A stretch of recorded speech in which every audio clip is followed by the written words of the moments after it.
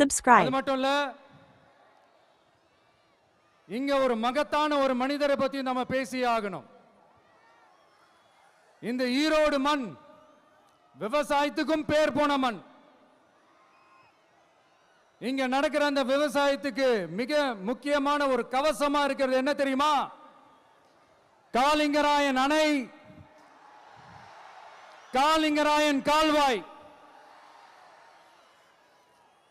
காலிங்கராயன் அணை கட்டினதுலையும் கால்வாய் வெட்டினதுலையும் உயிரான உணர்வு பூர்வமான நிறைய விஷயங்கள் இருக்குது.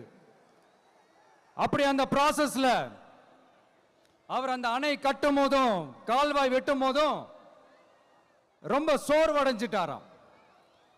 அப்ப அவங்க அம்மா அதை பார்த்துட்டு சொன்னாங்களாம், மகனே காளிங்கா, தயிர் வித்த காசு தாழ்வாரம் வரைக்கும் இருக்குது, மோர் வித்த காசு முகுட வரைக்கும் இருக்குது, அதை எடுத்துக்கிட்டு போய் அணைய கட்டியா கால்வாய வெட்டியான்னு சொல்லி தைரியம் கொடுத்தாங்களாம்.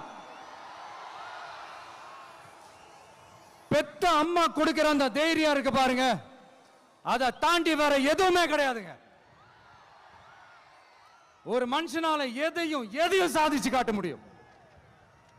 அப்படி ஒரு தைரியத்தை தான் இப்ப நீங்க என்னுடைய அம்மா, அக்கா, தங்கைகள், நண்பா, நண்பிகள், தோழர்கள்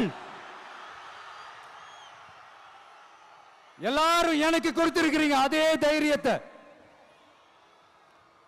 அதே துணையா என் கூட நிக்கிறீங்க. இதை எப்படி நம்ம பிரிச்சு விடலாம்?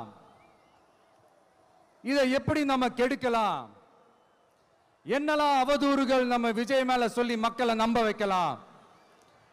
என்னெல்லாம் சூழ்ச்சிகள் நம்ம விஜய் மேல பண்ணி மக்களை நம்ப வைக்கலாம்? இப்படி சூழ்ச்சிகளை மட்டுமே நம்பி பொழப்ப நடத்துற சில சூழ்ச்சிக்கார கூட்டங்கள் இதை தொடர்ந்து செஞ்சுக்கிட்டு தான் இருக்கு. ஆனா அவங்களுக்கு தெரியாது, இது இன்னைக்கு நேத்து வந்த உறவு இல்ல.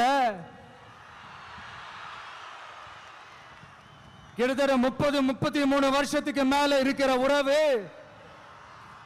ஏன், நான் சினிமாவுக்கு வந்தப்போ எனக்கு வயசு 10. அப்பல இருந்தே இந்த உறவு ஸ்டார்ட் ஆகி போயிட்டு இருக்குன்னு அவங்களுக்கு தெரியாம போச்சு. அதனால என்ன பண்ணாலும், நீங்க என்ன ட்ரை பண்ணாலும், எல்லாத்தையும் விட்டுட்டு மக்களுக்காக வந்திருக்கிற இந்த விஜய